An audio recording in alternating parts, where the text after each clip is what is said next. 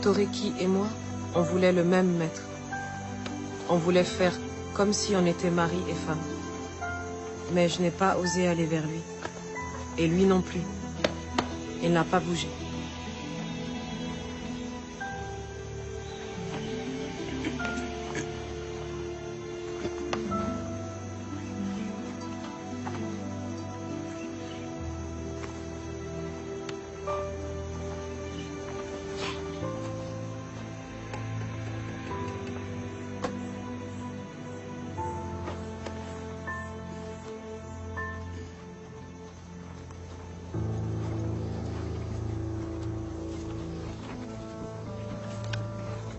Est vendu 270 captifs, dont 136 répartis en 18 lots de 3 à 6 membres. 12 familles de 3 à 4 membres et 88 pièces d'Inde vendues à l'unité. Certains lots ayant plusieurs preneurs est donné la préférence au paiement comptant, que ce soit en marchandises ou en argent. 2 familles ne trouvant pas preneur, elles ont été séparées. Négrite et Négrillon ont été vendus séparément.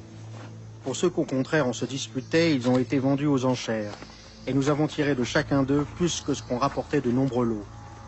Regardez ces muscles. Voilà un mulet qui sera dur au travail.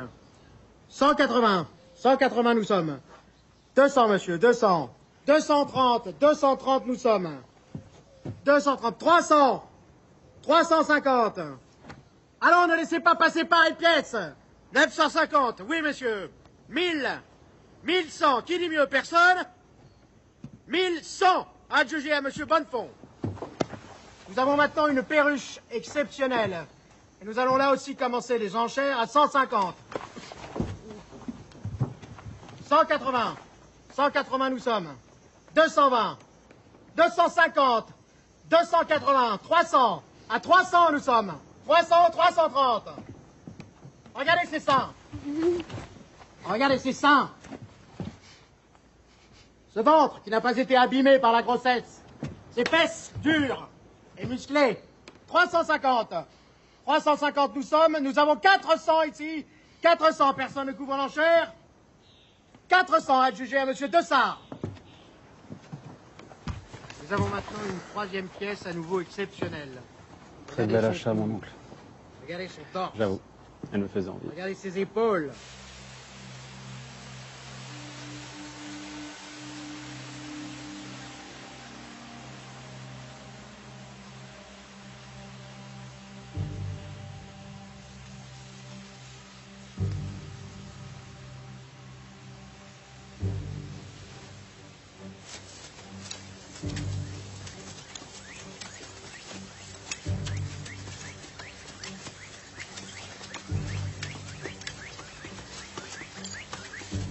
Quand nous sommes arrivés à l'habitation, comme ils appellent ici la propriété du maître, Un prêtre nous a fait un discours pour nous expliquer que nous avions de la chance.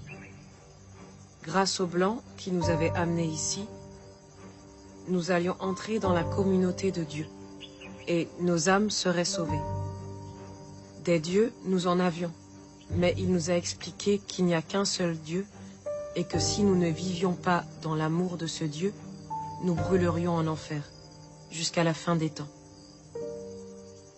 Je verserai sur vous une eau pure, et vous serez purifiés. De toutes vos idoles, de toutes vos souillures, je vous purifierai. Je vous donnerai un cœur nouveau. Je mettrai en vous un esprit nouveau. J'enlèverai votre cœur de pierre, et je vous donnerai un cœur de chair. Je mettrai en vous mon esprit. Alors, vous suivrez mes lois. Vous observerez mes commandements, et vous y serez fidèles. Avance. Ton nom est Sacriste. Et puis, on nous a donné un nouveau nom. Eulalie. Personne ne nous a demandé notre nom. Tu t'appelles Euseb. On a fait comme si nous n'en avions pas. On m'a juste dit, ton nom est Délie. Ton nom est Délie. Et de ce jour, on ne m'a plus jamais appelé autrement. Tu t'appelles Jean-Baptiste. J'ai appris plus tard que Toriki avait été appelé Saint Jean.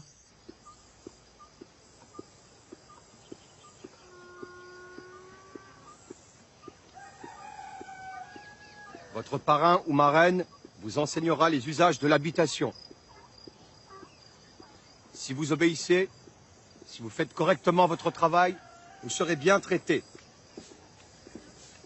Mais tout acte d'insubordination, toute tentative de rébellion ou toute tentative de fuite seront sévèrement punis selon les dispositions prévues par la loi. L'esclave qui aura frappé son maître, ou la femme de son maître, ou leurs enfants, avec contusion ou effusion de sang, sera puni de mort. Et si vous cherchez à vous enfuir, vous serez aussi puni selon la loi. À sa première tentative, l'esclave fugitif sera marqué d'une fleur de lys à l'épaule. À la deuxième, il aura le jarret coupé. Et à la troisième, il sera puni de mort.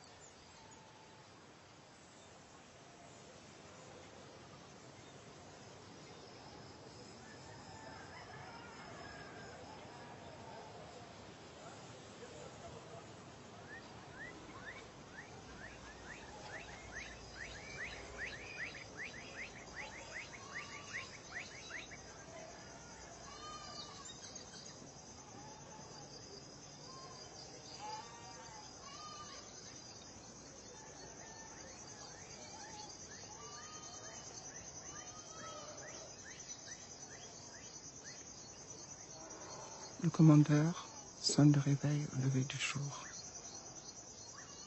Mais quand le jour est court, on se lève de nuit.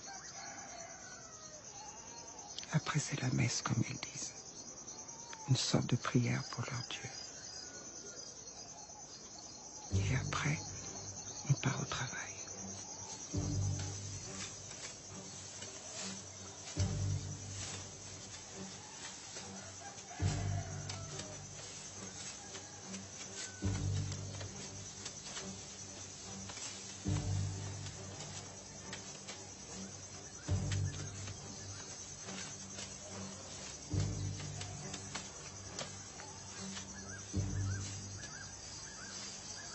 Nous avons tous un carré.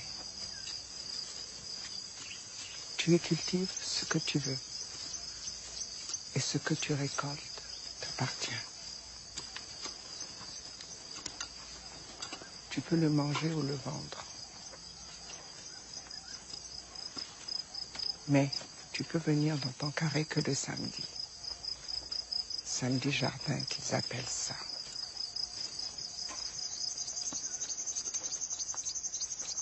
Quand tu vends quelque chose, tu gardes l'argent. Il est à toi. Mais il ne faut pas le laisser dans la case. Il y a des nègres malhonnêtes qui volent l'argent. Il y a des femmes qui rachètent leur corps avec le corps. mais des fois le maître. Mais pas ici, parce qu'il y a sa femme. Mais chez son neveu, c'était comme ça. Il prend une des nouvelles et la met dans son lit. Et des fois, quand la femme sait y faire, il tombe amoureux et lui donne sa liberté. Mais pas toujours, hein. Parce que le neveu du maître, il couche avec toutes les nouvelles, mais jamais leur donne la liberté.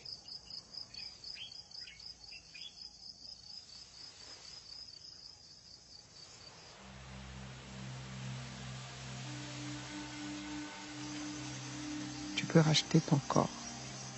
Ça veut dire racheter ta liberté. Et la plupart des nègres qui travaillent dans ce pays de malheur meurent au travail avant d'avoir pu économiser assez. Il faut tellement d'années pour économiser que t'es vieux et plus bon à rien quand tu y arrives. Et tu fais quoi quand tu es libre? Tu traînes dans les rues sans travail, sans rien pour dormir ou manger. Tu en verras des libres quand tu iras en ville. Tu verras des pauvres nègres qui ne sont que des vieilles loques. Et les quelques-uns qui ont réussi à gagner de l'argent, c'est parce qu'ils ont tellement bien servi les Blancs qu'on leur a donné des primes. Mais ils sont devenus blancs dans leur tête.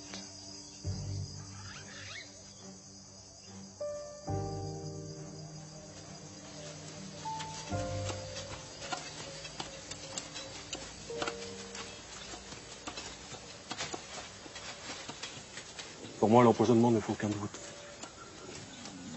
Il est mourant. Ça ne peut avoir été causé que par le poison. Alors quel poison? Je ne sais pas. Du poison, c'est certain. Nous avons perdu un bœuf aujourd'hui. Avec les animaux de la semaine dernière, cela fait 3 bœufs et 2 mulets. Il y a des empoisonneurs parmi vous.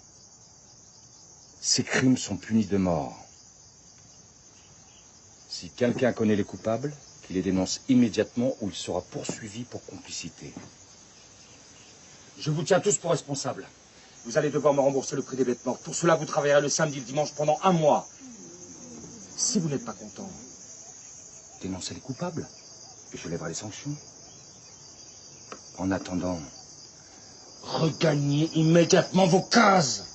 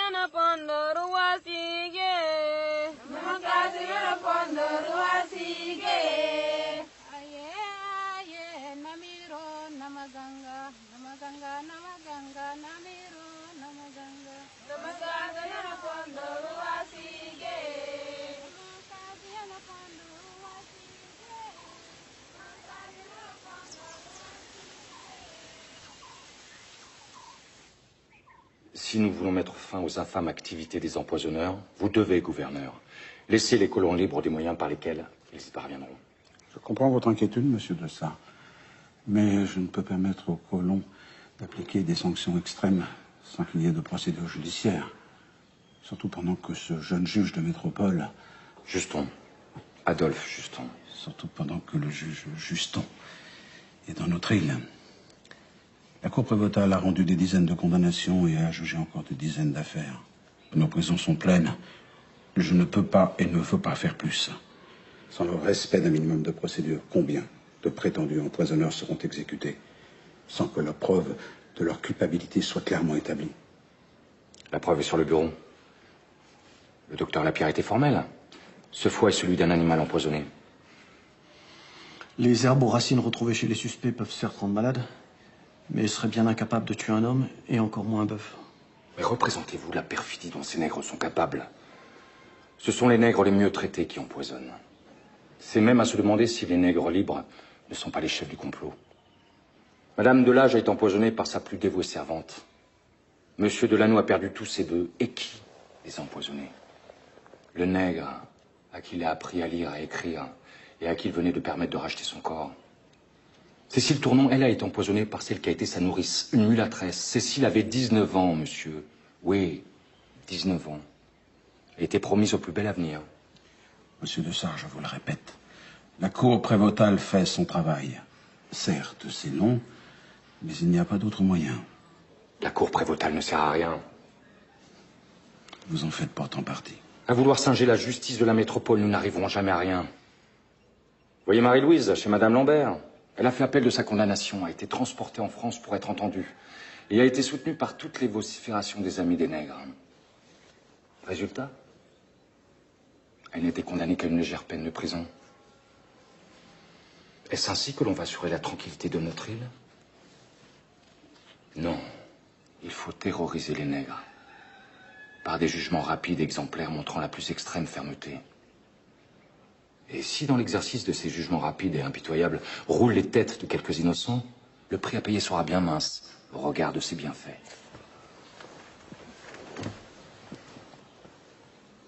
Messieurs,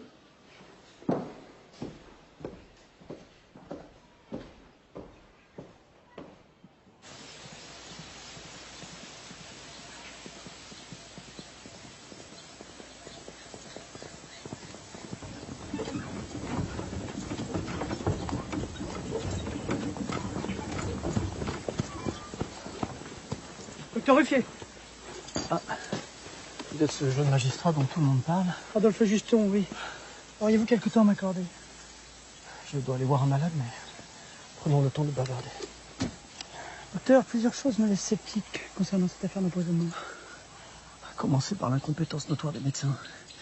Les signes dans lesquels le docteur Lapierre veut voir la main d'empoisonneur évoquent plutôt pour moi une forme de choléra qui frapperait autant les hommes que les animaux. Il me semble que les colons ont de tels préjugés contre les Noirs qu'ils sont incapables d'imaginer autre chose qu'un plan visant à les détruire tous. La vérité est que depuis l'indépendance de Saint-Domingue, ils ont peur, de plus en plus peur. Les plantations ont cessé d'être agrandies, il a fallu de plus en plus d'esclaves pour leur faire produire toujours plus de sucre. Et aujourd'hui, les esclaves sont en si grand nombre que s'ils venaient à se révolter, l'île pourrait être en un rien de temps mise à feu et à sang. Alors les colons ne dorment plus, et leurs nuits sans sommeil ne font qu'accroître leurs angoisses.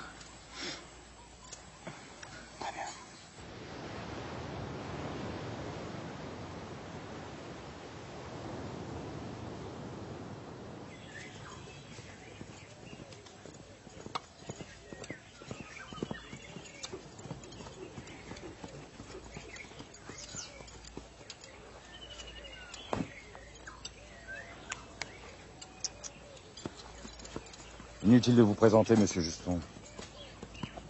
On parle tellement de vous ici que je pensais bien vous voir arriver un jour. Sachez, monsieur de Sart, que l'on parle aussi beaucoup de vous.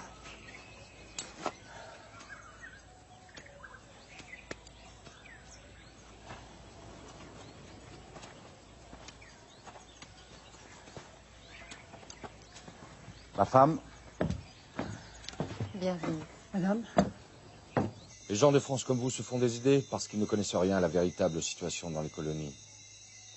Vous venez d'arriver. Mais quand vous aurez passé quelque temps ici, vous nous comprendrez mieux. Et vous vous convaincrez de la nécessité de conserver l'ordre établi par le maintien de l'esclavage. Il n'y a pas de travailleurs qui veuillent venir de France. Et quand par hasard il y en a un, il ne résiste pas au climat de cet affreux pays. Seuls les nègres habitués à la chaleur des tropiques peuvent travailler ici. Mais la race de l'homme que nous avons à commander est infernale et traître. Ce sont de véritables serpents. n'est-ce pas un peu excessif? Les nègres et les gens de couleur n'ont guère en vue qu'une chose, et qui fait frémir. La destruction des Blancs. Pierre. J'espère que nous trouverons à ma fille un bon parti, pour qu'elle puisse contribuer à accroître la race des honnêtes gens, tandis que nous travaillerons ici à diminuer celle des scélérats. Et c'est aussi ma mission, monsieur de Sart.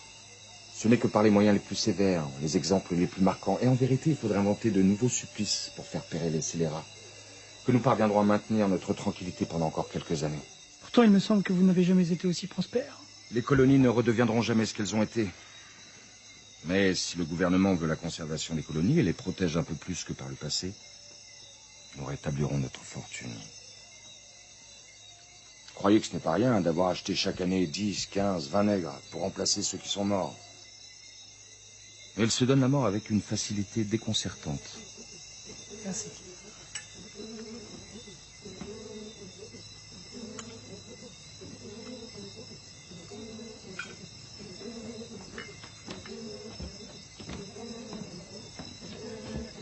Celui-ci ne vient pas de notre production.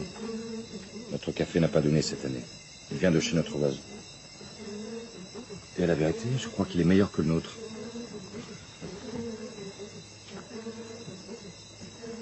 Quand la musique résonne comme ce soir, notre fille peine à s'endormir. Tu devrais peut-être aller la voir.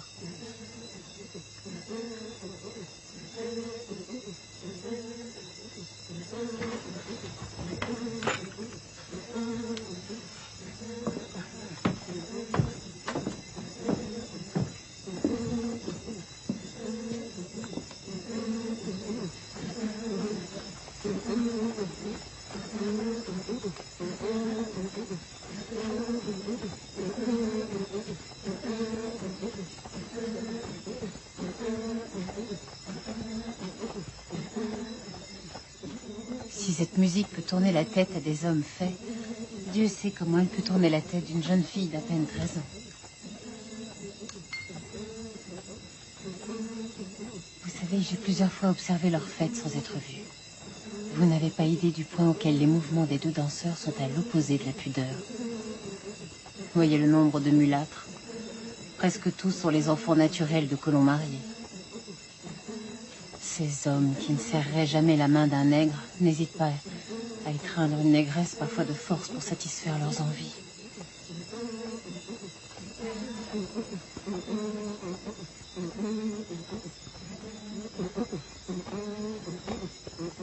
J'ai appris où se trouvait Toriki en posant des questions aux autres esclaves. Lui faisait la même chose. Il est venu me retrouver plusieurs fois à la nuit, en partant tôt le matin pour être rentré à son habitation, chez le neveu de Dessart à l'heure du réveil. Ça a duré quelques semaines, mais un jour, après que 2 esclaves sont morts de ces soi-disant empoisonnements, Pierre Dessart a interdit que nous puissions recevoir des visites. C'est à ce moment-là que nous avons décidé de nous enfuir, de partir, marrons comme ils disent.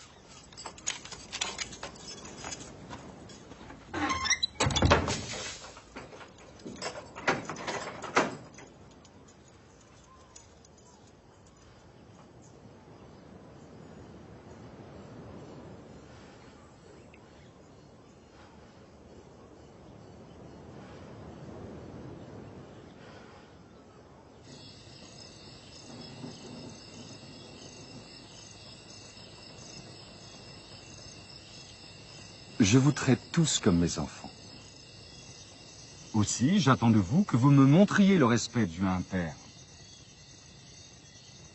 Et comme un père ne peut tolérer que ses enfants quittent sa maison sans son autorisation, je ne peux tolérer que certains d'entre vous se fassent marrons.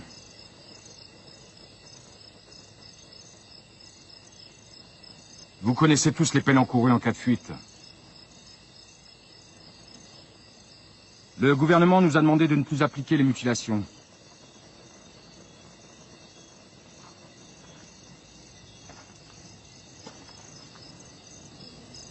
Saint-Jean et Délie n'auront donc pas les oreilles coupées. Mais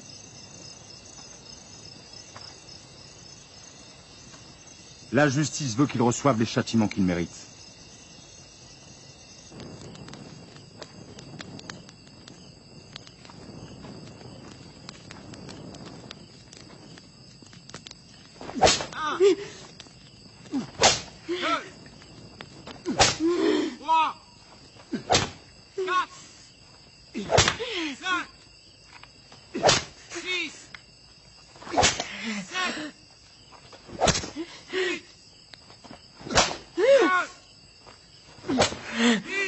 J'ai été remise au travail le lendemain. Mais pendant 30 jours, j'ai passé mes nuits au cachot. Les chevilles dans le carcan.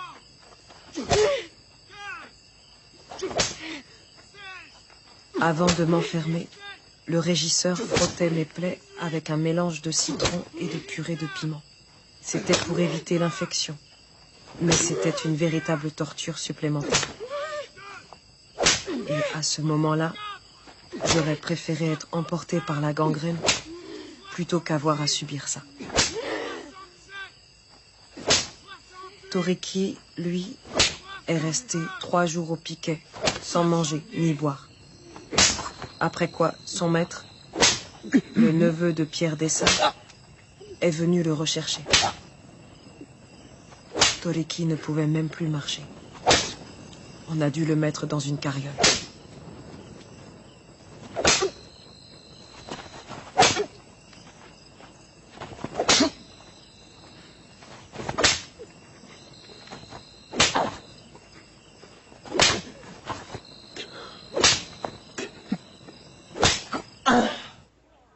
Pierre Dessart n'est pas le pire. Vous savez, il est très dur. Punit cruellement ses esclaves quand ils pensent qu'ils ont commis une faute. Mais il fait venir le médecin quand quelqu'un est malade. Fait garder les enfants par des serviteurs pendant que leurs parents travaillent. Ne fait pas travailler les femmes enceintes. C'est vrai qu'il n'y a pas beaucoup d'esclaves enceintes. En 1 an, il n'y a eu que 2 naissances chez Pierre Dessart. La plupart des femmes préfèrent faire couler leur ventre plutôt que de donner naissance à un enfant esclave.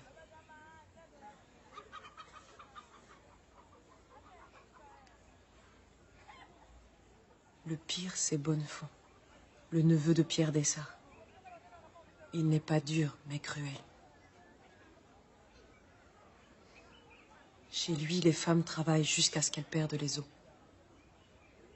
Et recommencent le lendemain dès qu'elles ont accouché. Toriki m'a raconté qu'il n'hésitait pas à fouetter même les enfants. Et il a battu des esclaves jusqu'à la mort.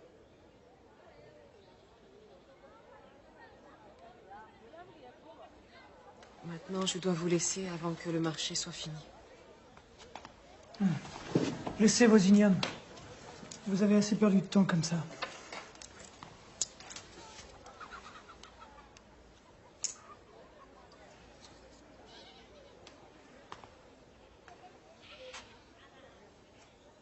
Vous savez, certains esclaves ont appris à lire. Maintenant, ils connaissent les lois. Un maître peut battre ses esclaves, mais il n'a pas le droit de les tuer. Un homme tel que Bonnefond ne mérite que la prison et pourtant il continue à sévir. Je n'ai pas pouvoir de police ici. Je ne peux qu'enquêter, mais je vous promets de le faire.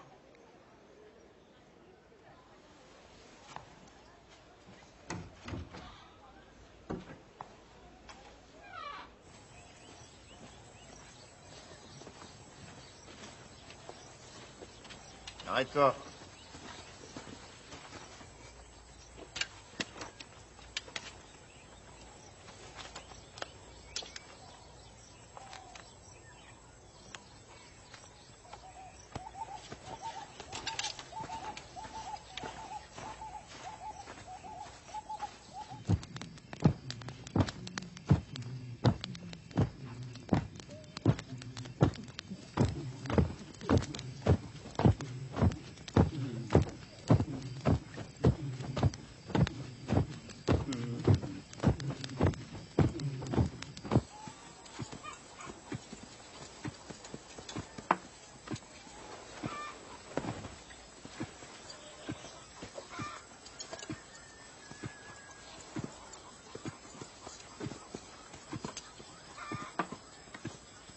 Vous pouvez hésiter ce que vous voulez. Je m'en contrefiche. Je n'ai strictement rien à cacher. Personne n'a rien à cacher. Pourtant, chaque jour, le gouverneur reçoit des lettres pour que je sois expulsé par le prochain bateau. Par quoi voulez-vous commencer? Il vous plaira. Non. J'ai toujours été bien traité et bien nourri. Je travaille. Oui. Mais je peux me reposer quand j'en ai besoin. Vous n'avez jamais été frappé?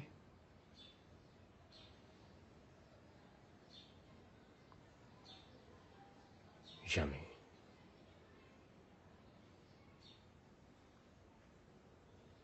D'autres esclaves sont-ils frappés?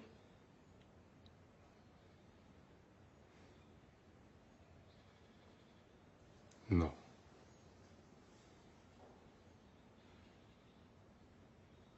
Avez-vous entendu dire que des esclaves étaient punis du fouet ou du carcan?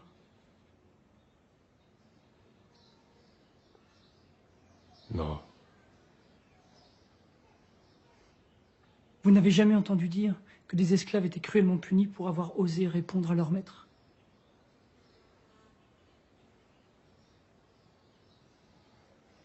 Non, jamais.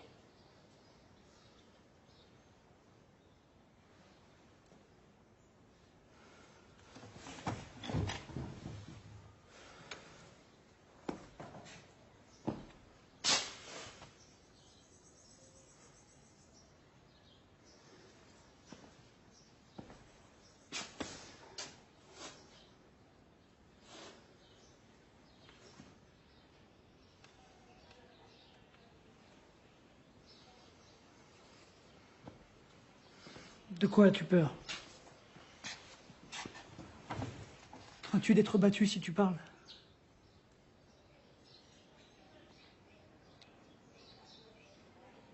Tu cherches des preuves de mauvais traitement. Des punitions. Parfois des tortures. Toi et tes amis, vous voulez qu'on en parle?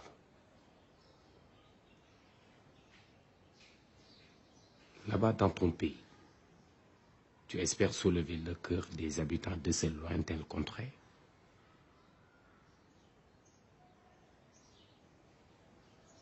Tu espères qu'ils vont mêler leurs larmes avec celles des pauvres noirs? Dis-moi, l'esclave serait-il assis sur un trône d'or? Cela le rendrait-il moins esclave?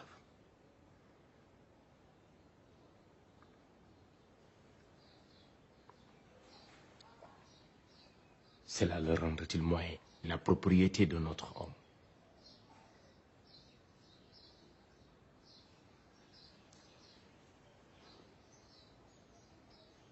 N'est-ce pas contre cela que tu dois te dresser?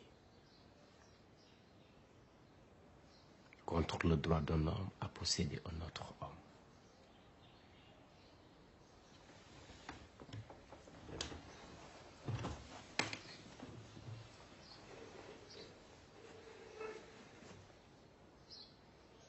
Je t'ai déjà trop parlé.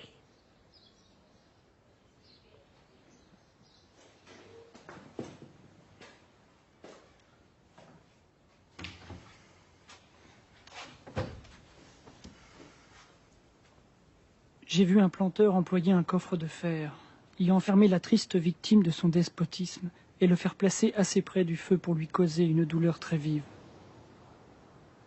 J'ai appris d'un jeune homme qu'afin de les reconnaître, il avait fait couper les oreilles à 6 esclaves que son père venait de lui donner. J'ai vu une négresse qui avait volé un canard recevoir 50 coups de fouet, être frottée de jus de citron pimenté, être enchaînée en plein air et y rester 15 jours pour expier le crime affreux dont elle s'était rendue coupable. J'ai vu, mais je m'arrête. Je suis là de décrire des atrocités.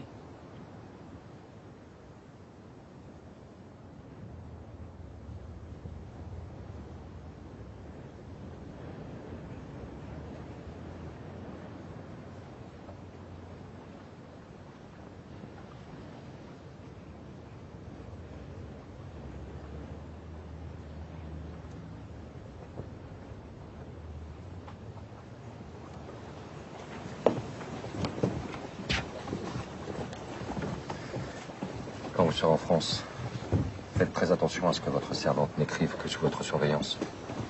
Ces coquins utilisent toutes les ruses possibles pour faire parvenir ici des textes avec lesquels ils pervertissent les nègres en leur parlant d'égalité et de liberté. Certains vont même jusqu'à faire passer aux colonies des textes exigeant l'abolition de l'esclavage.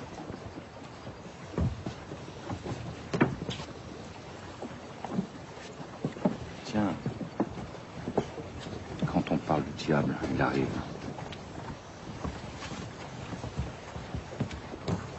Il est heureux qu'on se soit enfin décidé à l'expulser.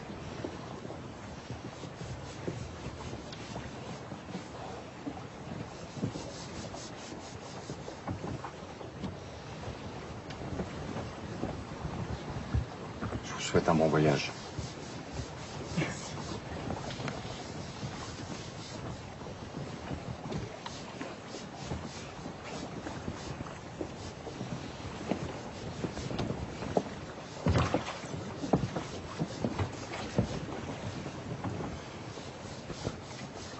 Tu n'as plus rien à craindre. Dès que tu poseras le pied en France, tu seras libre. Libre et servante.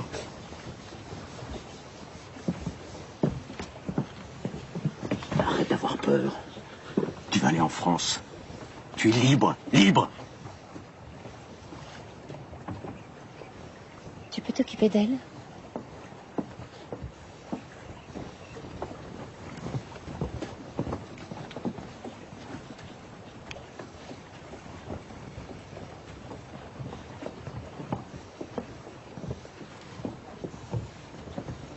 Que votre séjour ait été abrégé, disons. Avez-vous pu finir votre travail, monsieur Juston? Oh.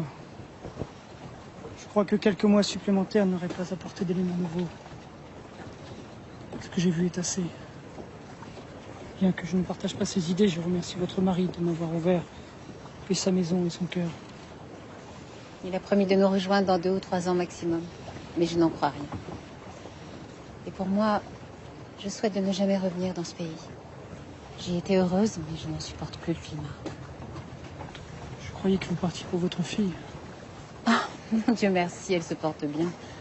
Non, je ne parle pas de la chaleur et de la pluie, mais des idées et des gens.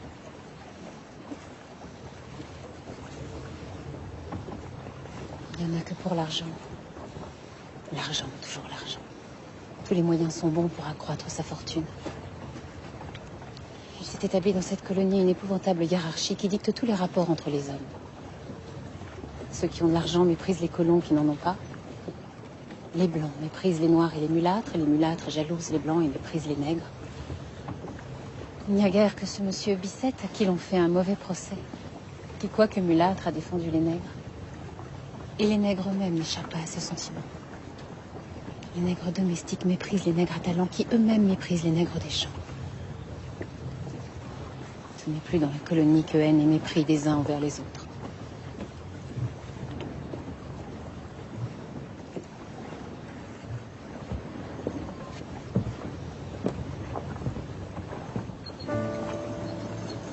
Sucre brut ou raffiné, café, cacao, indigo, coton, poivre, alcool de canne, madrier d'acajou.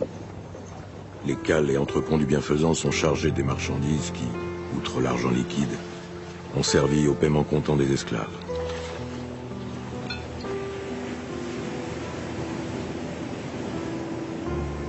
Déduction faite des frais de mise hors du bienfaisant, armement, salaire de l'équipage, marchandises de traite, assurance, remise en état du navire.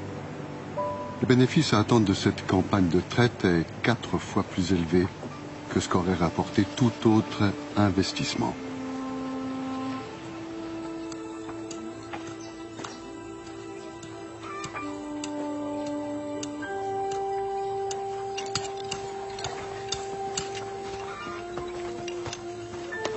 Chez le neveu de mon maître, on a trouvé les cadavres d'autres animaux.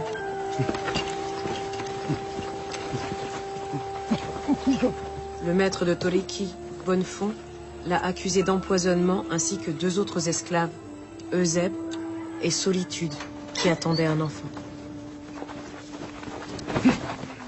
Ma marraine savait que Bonnefond voulait punir sévèrement Toleki. parce qu'il a osé parler à ce magistrat qui vient de quitter l'île. Les juges les ont condamnés à mort tous les trois, mais ils ont attendu que la femme Solitude accouche avant de la faire pendre.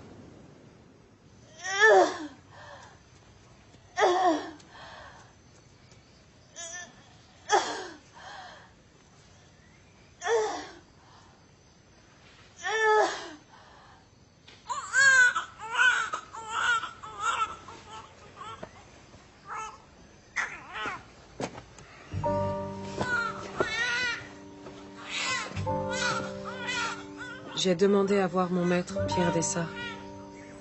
J'ai juré que les preuves étaient fabriquées et Toliki innocent. Il a refusé d'intervenir. Plus tard, je l'ai supplié de racheter l'enfant de Solitude. Il a accepté et il l'a affranchi en le baptisant Agricole.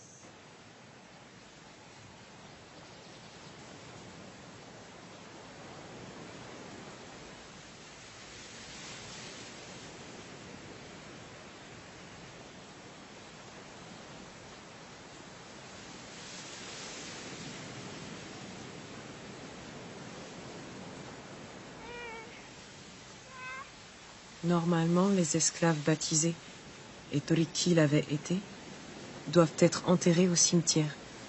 Mais on lui a refusé.